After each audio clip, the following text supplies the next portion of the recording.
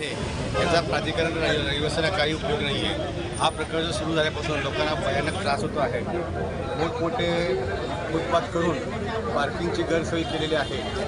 हा प्रश्न आता आम्ही आज आंदोलन करून मार्गी आणलेला आहे। आता हे पहिलं आंदोलन आहे। त्याच्या पुढेही सुद्धा दर 15 दिवसांनी आंदोलन सुरू राहणार आहे। आता उद्या सर्व नागरिक इथले आयुक्तांना पत्र देणार आहे, निवेदन देणार आहे आणि हा विषय मार्गी लागलेला आहे।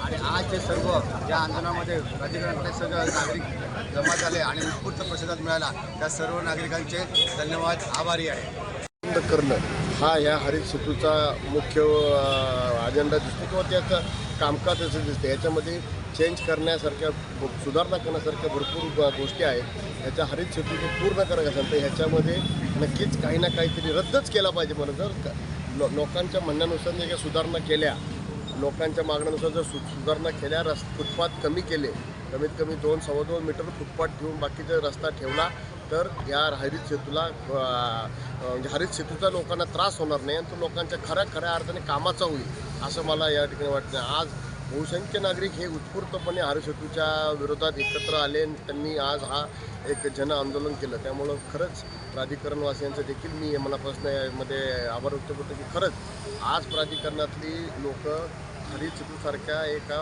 एकदम ह्या प्रकल्पाविरुद्ध एवढ्या जन आक्रोशाने एकत्र येणं म्हणजे हे खरंच प्राधिकरणातल्या लोकांना याचा किती त्रास झाला आहे ह्याचं नक्की आहे। आणि आमचा देखील याला पूर्णपणे विरोध आहे या हरित सेतू प्रकल्पाला, हे एवढं मी नक्की या निमित्ताने सांगू शकतो। काय साहेब, हरित सेतूसाठी आहे ना, जो हा एवढा आक्रोश चालला ना आमचा, एक सिंपल लॉजिक आहे। हे नगरसेवक किंवा हे जे अधिकारी आहेत हे कुठंतरी बाहेर फॉरेन कंट्रीला जातात, काहीतरी कन्सेप्ट बघतात आणि इकडून इम्प्लिमेंट करतात। अरे मी कॅनडाला आहे ना 6-8 महिने काढलेले आहेत। तो एरिया आपल्या भारतापेक्षा 3 ते 4 पट मोठा आहे। हां, तिथं ह्या फॅसिलिटीज ठीक आहेत, इथं घनत्व किती आहे, लोक राहतात किती, लोकांचं ट्रॅफिक काय आहे, किती लोकांना आता बिल्डिंगसाठी तुम्ही परमिशन दिलं प्राधिकरणात, बिल्डिंग किती झाल्या आहेत आणि तुम्ही जिथे आत्ता बांधलेल्या फुटपाथवरती सगळ्या गाड्या पार्किंग आहेत टोटली। आता तुम्ही एखाद्याच्या गेटवरती जर गाडी असेल तर तुम्ही त्याला सांगणार आहात का, ए बाबा तुझी गाडी काढ, मला चालायचं आहे? पॉसिबल आहे का? आता ते कोणी न करता की जो सेतू राहिला तुमचा आणि लोक परत त्या रोडने जायला लागले आणि तो रोड इतका नॅरो आहे की मागणं गाडी येऊन कोणालाही उडू शकते, अशी परिस्थिती आहे सर। काय सांगायचं तुम्हाला? ठीक आहे सर, ओके। नमस्कार, मी प्राधिकरणातलीच नागरिक आहे। 27 सेक्टरमध्ये मी राहते।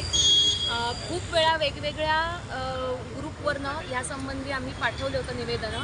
आमचा एकदा ॲक्सिडेंट ह्याच चौकात होता वाचला होता आणि कुठल्या दीड शहाण्या माणसाने AC मध्ये बसून मी डिझाईन केले, त्या माणसाने एकदा इथे रस्त्यावर यावं आणि सगळे रस्ते फिरून दाखवावेत, म्हणजे गाड्या कशा चालत आहेत, माणसं कशी चालत आहेत आणि गाड्याची अचंबना कशी होते। दिवसेंदिवस प्राधिकरणातली संख्या वाढते।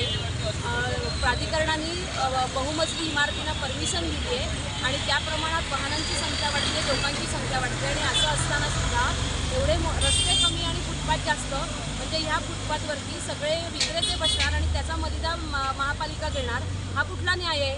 त्यामुळे हे सगळे फुटपाथ सगळे उघडून टाकावेत आणि ताबडतोब रस्ते मोठे करावे। धन्यवाद। 78 सालच्या लेआउटमध्ये, तयार लेआउटमध्ये फेरफार करून हा 200 कोटीची कर्ज काढून काढलेला हरित सेतूचा प्रोजेक्ट, ज्याच्यामध्ये एकही झाडं, रिचार्ज बोरवेल किंवा कुठल्याही सोयीसुविधांबद्दल स्पष्टता नाही आणि फक्त याच्यामध्ये काँक्रिटीकरण करण्यात आलेलं आहे। पूर्ण शहर काँक्रिटीकरणाकडे चाललेलं आहे, याची पूर्ण काळजी हा हरित सेतूचा प्रोजेक्ट घेतो आहे। या बेंचमार्कवरनं फक्त पूर्ण शहरामध्ये वाहतूक कोंडी आणि पार्किंगच्या समस्या हेच नवीन मिळणार आहे। त्याच्यामध्ये नवीन काय होईल अशी आम्हाला या पिंपरी चिंचवड महापालिकेच्या प्रशासनाकडनं अपेक्षा नाही आहे।